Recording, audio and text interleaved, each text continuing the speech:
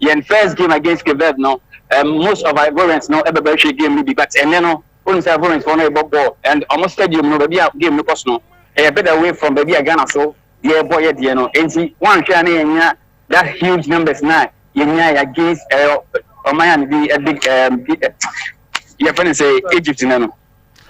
Later before you go mona mo work room mo ben team no buaye on Akoma FM so vim bi wo ho mo boys na Ghana for yenya didie na bibi besi.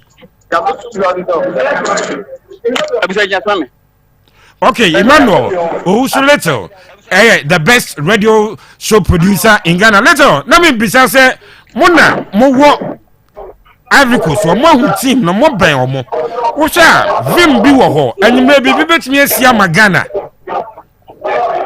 We can only hope. Said the Jordan did 2 years no say you know say on the boy match committed I improve more performance now you meet me at least a point me personally there I don't see Ghana beating Egypt tonight Ebiana yet na pick a point but players na my say they are much ready and they will deliver for us and you hope in one player say of course in some of my cano ever call area ma Ghana and anywhere later me da say na who China China decline on say because I call it say me stay behind but China decline or any media ticket in our China who you are okay wa nyamen come on you be say kasa biu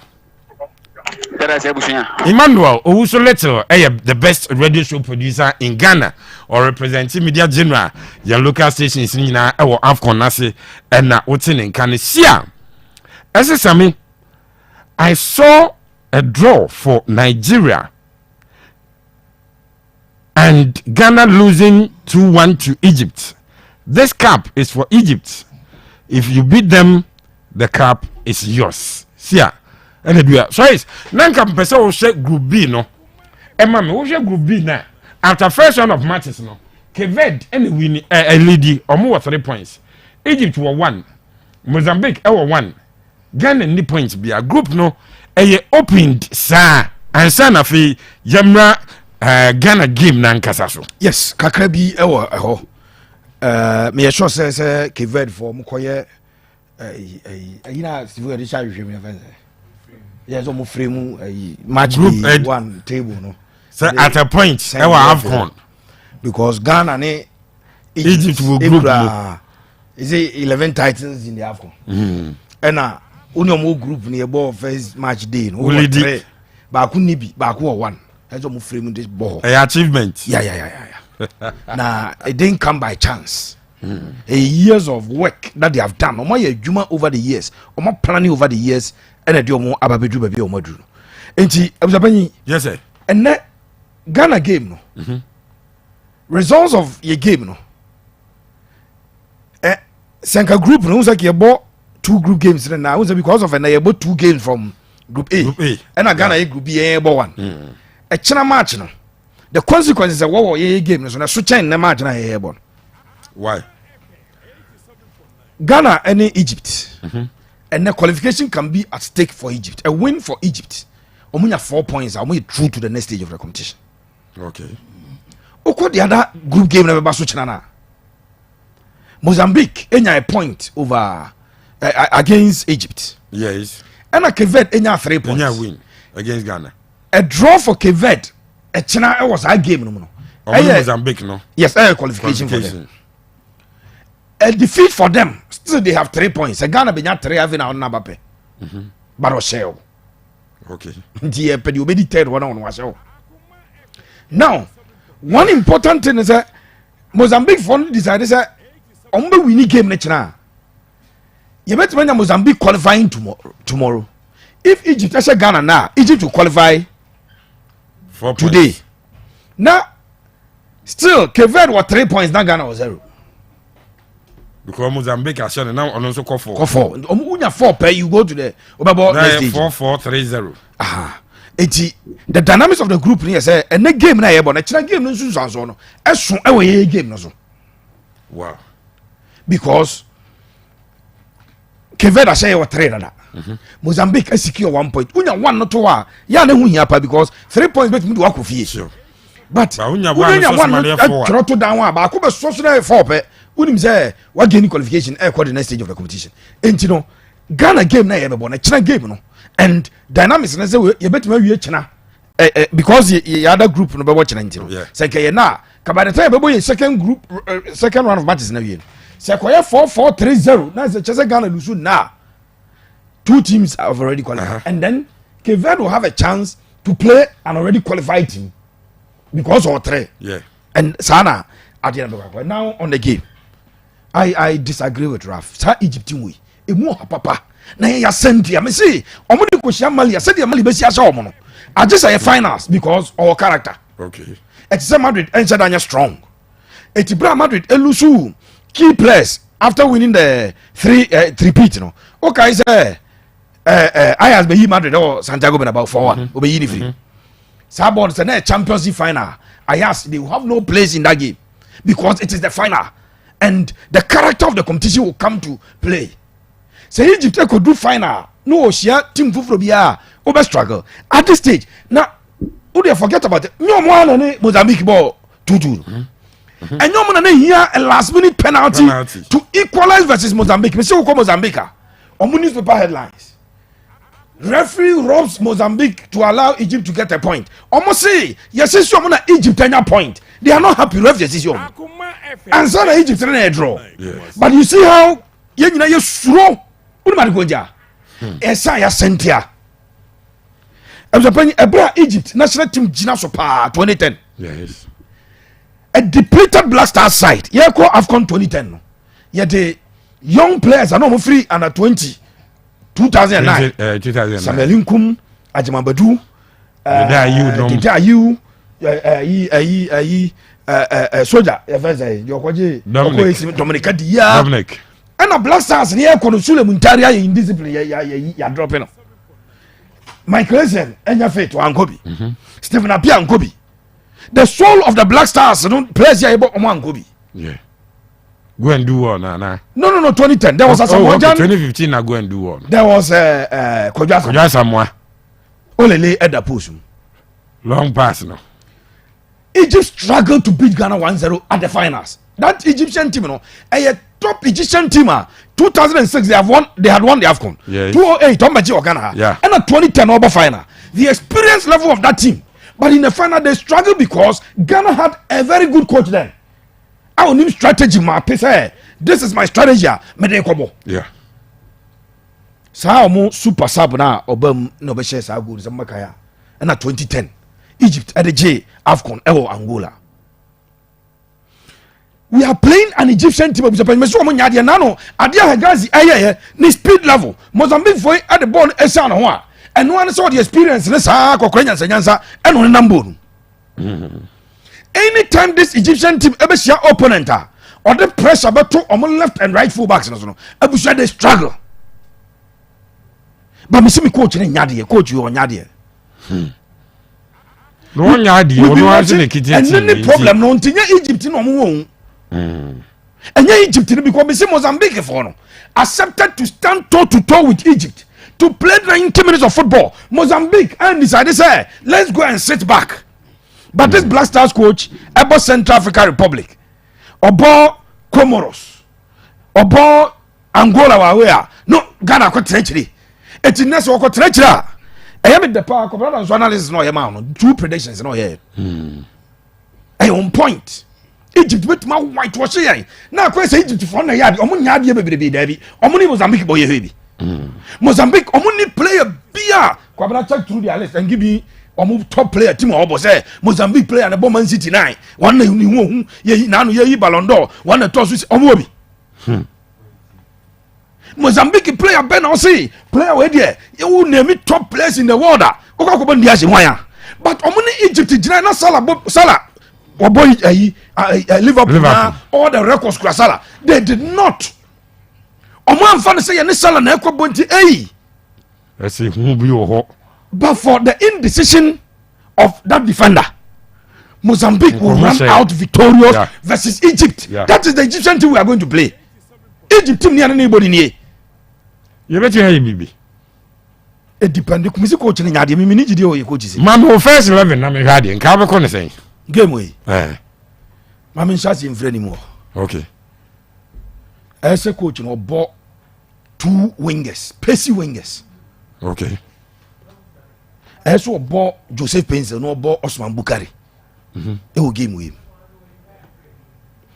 se Kudus Muhammad ya feta Kudus Muhammad Little say what training but and no any training no is slow kakra but as to so best started there me kasama kaze Kudus asem Raf based on quotation bi na de my asem no it is beyond my comprehension me tell say you yeah omo last game no mo boy na Moise Bufu say Liverpool for the omo de abo ade na de amoye de na chese na ompra na coach ni mzo ompra anamboa based on the coach no David Moyes say on chese say Salah ebo Liverpool game no de yama Kudus amoni game na nsa no hoko na nya no so no ba na fishi yi se o ti ohun se pen no ampa oba no ne fishi oba no betra nkran wa makam no tenkran wa ene e koy ena ampa fishi onu di na chi nto mu triti na abusa no ka che so da bi ha sei sa no mu di nkoma abusa ye bo game wie na nsem na me te no me de batudwa ye bo game wie bibi o ye juju sem ni nro bi sam wo blaster camp onye pre hu bi aza ya nkofo ki kan sama chere boys ni bi to ahwe obi be pra kwa bo no be sei kwa sa ya wo de ye mo game che Ghana ye nya serious o me se Plavia report ya call 2012 AFCON coach ni report say wo hu bi da no atetesi ase nro bo na ono blasters na o de call ye no eni mo koye wo jeff for the report na no mpam coach no o tete ade ni o mo pese papa bon ntesi na onim say coach ne say Rafa mo bo hotel ono mo bo table tennis apart from Canada so no bat no say do as me so ma na wo ba da ba unso mu da bat ne ade bo table tennis no table tennis bat no obusa say wana na kura 60 mo mpa foforo ma me ebi ni o ene me mo no sa akọ fosoro coach the tro ni nyina ya anya ho we abza pani obo Inaki Williams say o game we Kudus aye fit as start here ni abo 2 wingers no Osman Bukari must start this game me see player Ben boy Equatorial Guinea ni profile no so che Osman Bukari in the Champions League see he's Man City defenders no no no Hagazi ebo Al Ittihad ewo Saudi Arabia ena pyramid defender ba kuna Ali defenders mi na goalkeeper the free pyramid omo profile na chain Manchester City defenders na Bukari free ball against Man City oye ne say bottom man na memfa ball no pick ball no run he scored in that game entanentina ye de any conference say player no about Champions League what me establish no UEFA Champions League no ontimi emo game we say game we so people Jordan you he should play as a midfielder can he Jordan obet my boss born san is your born okay sorry Jordan you born as a midfielder behind the number 10 so mo 8 obet my obe win fouls because you born na no what tia so say near betwa no na chi dia hwe yeah no buy who can no adaso no ache ball first near je foul man but see serious Jordan you should not play this game okay any game start wingers ni mienu no mo pin it down the Egyptian 2 and 3 when they pin them down. Okay, when was the last time I heard Blaster game and say sending a decent cross at the about box room? The last time I send it back cross room, Inaki headed to Puma, right? You're headed to one. Yeah. Your Bob Bonus, near Pong, you 2 and 3 will be on your cross. Near Bob Bonus, near Pong. This is the first time I may analyze your team on his strength, Blaster his strength. Based on coach, no. But individually, your players no strength to say. Born number 6, I'm a guy. HSC any of number 2 pencil. Any Osmana on to me among cut down Makwajan. Better no Mako. He cannot on to me, he will not survive. They will run and take the ball and do something better. But we coach the cock ball a slow game. I'm the penny film. As obo Salis ene Majid tio game ya ya disi ya kobo game ya pass ya continue man ya Egypt for be share bebre o sa coach strategy say medium ni obi omba kroma normally use Black Stars na ye Rafa Deportivo tabo friendly omo Deportivo bo friendly kwa nko double pivot omo nja omo ko mochi sa na nko be sa coach sa jamba bia ni ho game we busa panyi we must open the game nti wo mfimfini ho no anytime an opponent against Egypt as survive bia no unim who open game na say Salanya supply na hona yana coach ni push ni be review yeah what was the one with lines na so supplies na and you don't expect say Salah be track it back akoboa the player na obo lateral so na pressure one so no etia no coach ni push ni be review say Mozambique for said that strategy bi nko de Masala ngwa Ralph board mon ka kire say Mozambique for and the 6 players na this allergy omo amfi no kra they didn't mind him they played their game and omo game no boy no at a point ubetuma hwehwe Salah be 10-15 minutes na ni game wa jo se bi on ka ho ba no obobi penalty de ba na oba be che ball na go bo eh say Salah da so omo ni Mozambique the boy of the sa game we you play Salis as a number 6 and give him specific instructions. Anytime a Black Stars a more aggressive number 6 be a Black Stars a thrive. Go back. Kubusa ozeko fimo time na.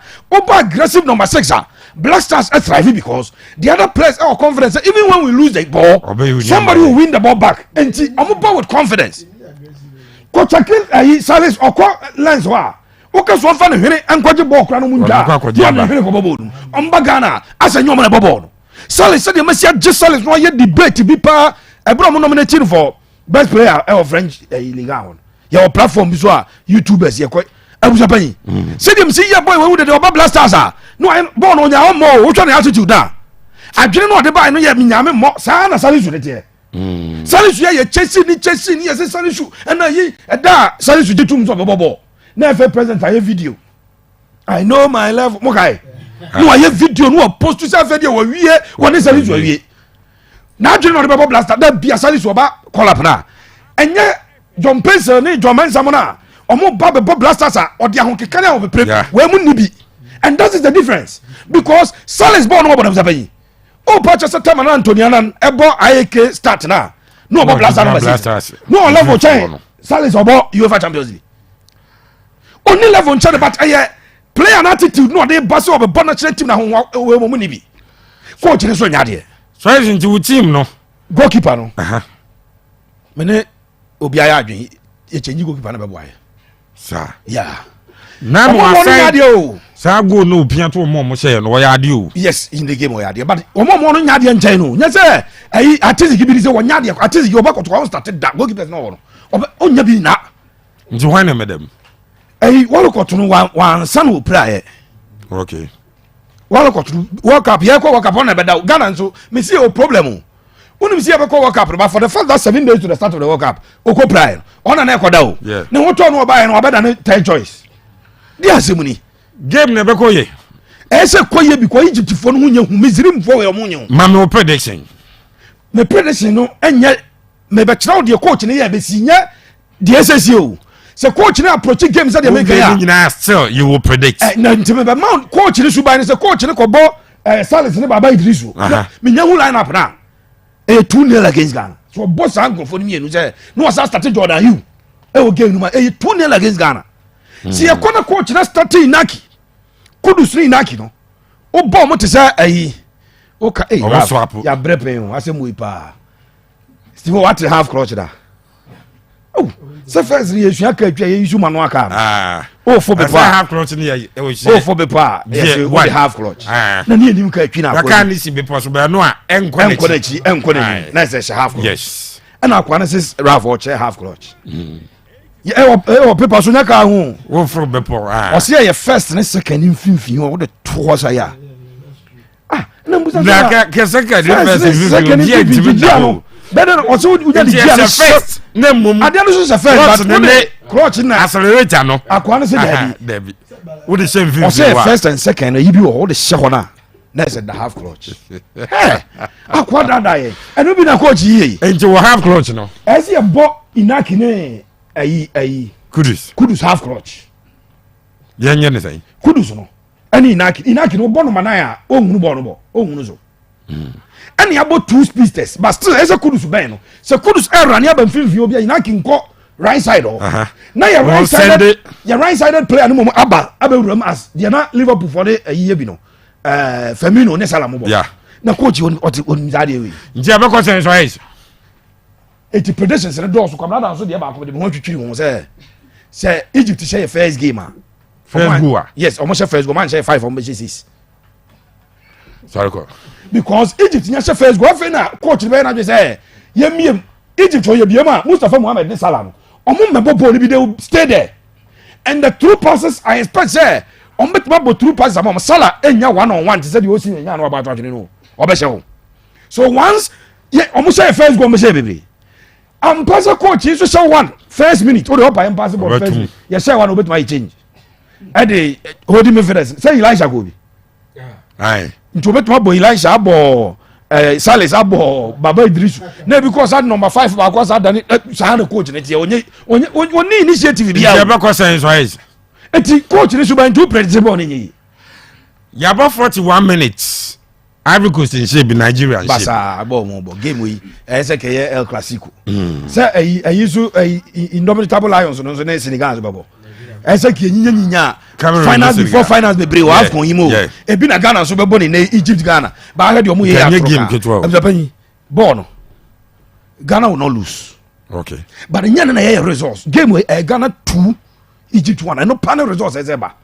but we depend on say Egypt 2 as ye shomnom correct omo restructure Egypt for as ye shomnom correct restructure twice me that say Saskandi and we are now home for thank God you are okay today or senior the case is even worse than what Seraph is presenting to you. That makes you feel bad. That makes you feel sad. If you limit our form to the AFCON tournament, we have won only one game against Guinea-Bissau as far as 2019. We lost semi-final to Cameroon in 2017.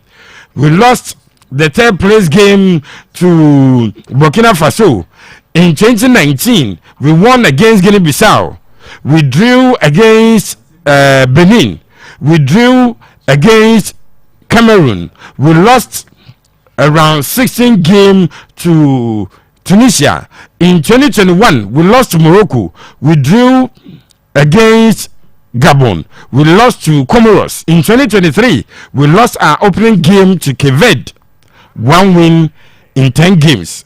This is our situation, yet there are ministers who, out of either naivety or wickedness, tell Ghanaians that we will win the AFCON. If they are serious, they should put their jobs on the line when they make such statements. Tonight, it will be fire. Sir, NSS Candy, Sir, Obia Hoye. Sir, confirmed, Kudus will start. Kudus is starting. Yes, Kudus will start. That is confirmed. Nice 2-1 production team na or Ivory Coast in their baso. Nice 2-1 win for Ghana debut say no start here. Ese Salis. Anya na half clutch ya be. Say no na Salis say bo Ashimero. Ashimero ni emra lamte so better stance. Uzan first match Raf man who dey here. Ya the 2 goalkeepers tra bench na lamte trans dance no. 2 goalkeepers. You feel the 2 goalkeepers. I bench.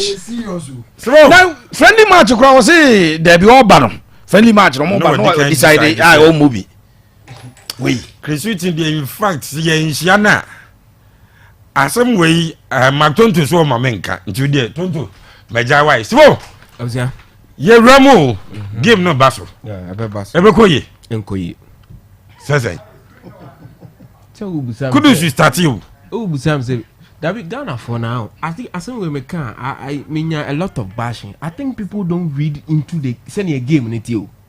What does Kudu offer Ghana until a trump card? Sir, in the blast house shit, me or your player, me panasam bakusi because he doesn't play. And a bon gronya on passing mobi in Shibi. On passing mobi, baby, or bam no about a bus. See, you watch the yen. And yes, we feel say he's your football, no, and I say, Intina Kudus ball West Ham, your bonidin, ordinarily. Thank you, player or bought Chelsea, ball Liverpool. We will not even consider Kudus. Okay. Ye game no na say. Inti yenya Kudus a West Ham. Umu ha ne Gerard Bowen no ahyebi ne ebu ne din na Kudu ayi West Ham. So say they are establishing who? Yeah, West Ham for no na West Ham na so omu ni superstar. Gerard Bowen ni ayi na. Do ko West Ham abeji din. And omu bo ne din Kudus. No question about the talent. Okuta potentials a obetimi abe a world class player. But onru hoye. Abuzia? Yes sir. My opinion no differ entirely from the Pepe can say Egypt for no almost answer. If you watch the game against Mozambique, omo underrated omo. Because the game now they created decent chances senye poor executioner. Anka Egypt would have left by 3 by the time Ansana Nkofoni Shegu no. Inti ebibe bana sala ebogu a lot of miscues on omunya in the game no. Yet they felt say opposition no mushia no. Omunye team also omo panic they can beat them. Inti before they realize what they share goals no crow omo share no. They were slow to react to all the situations. Inti we share omo second goal na Mohamed Enen gina ho anko betimi a close the gap no gina ho say defender and Hegazi and sliding in. Ena was it Slitty or City at the ball no ya okoshe. So Egypt for no create chances. O she game ni ye pa. Omo create chances. But omunya one of the woeful finishes na omanya in omu games o ma ball and the result into and Mozambique for no make the best out of the little chances they got in the game. And Omanya on a silver platter, sir. In as much as Omushe goes, they defended very well. Their organization was superb.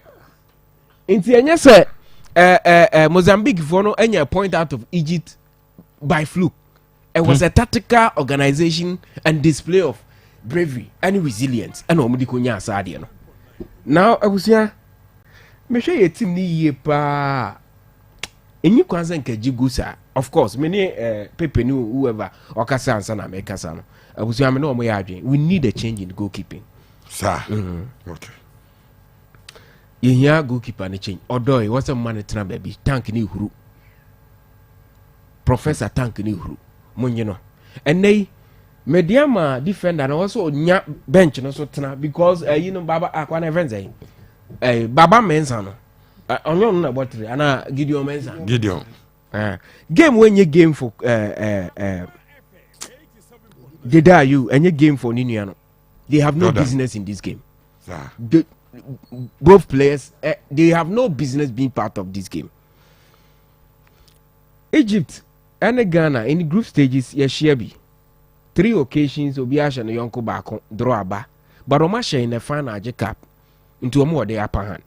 Okay, 1992 Tony Yeboah eshe go na Ghana ewini enti Egypt wa upper hand abusia ni aye koye ni nebia no whoever however best start bia no or try bi na ahwe enti sanio man na was ye before wasn't Kenya 3 systems are they call competition ye share we ani di ni ye share tried and tested. That was the reason and also mobile local teams ni be ehwade no coach na anyesa abusia so hope the meka kwasi appear some time ago na central for ni be man where they been describing as blockheaded we are the true definition of that word anything papa no always say no ka bia yenje obia crazy oh you blockheaded yenje obia oh on your hash oh you blockheaded me will block anything. Yenti obia anase you had a chance to work closely with certain coaches. Okay. Into na ubo coach bia dia menena aben no hu na djuma metro ne attribute. Okay. Kisuti ndia no anya kra. Because game we no I wasn't kitimi a heti Egypt for no why? Because Messi Ghana game na free the time and I warm midfielders mube ball retention wasro omu timi she goals ni bi Ghana game na free ho ti like Kinson Steven Appiah Michael Essien Sulemuta these are midfielders omu nyina she go e ba so omu nye aggression so omu de be ma ho nti de o hwe free midfielders bi ho bia no benya Baba Idrisu no de ya hwehwe qualities of a proper midfielder no unya bi free no ho Salet no unya bi free no ho ni nyina ka boom mama o prediction e and then Kambu no Osman should start and ye game for Ayu papa no your friends the tour free Spain no Inaki and ye game also mpe baby man tena Joseph Pencil se Kudus ye feta Kudus starting game yes or it's been confirmed or starting game Ashimeru Salis no also omobo goalkeeper no onsesa no number 2 no so onsesa no ebe ko say no mo Hamidu no metna bench we ne bra mensa ne bra na matre omo mane mo enti na me fa na mama prediction yenko lam teri jina no mo was stands ni mo abuzia say e court send your call first game na 4-1 for Ghana Derby for Egypt wa anko ne sa but osisa bibi e kire say we sua from the previous game ne dia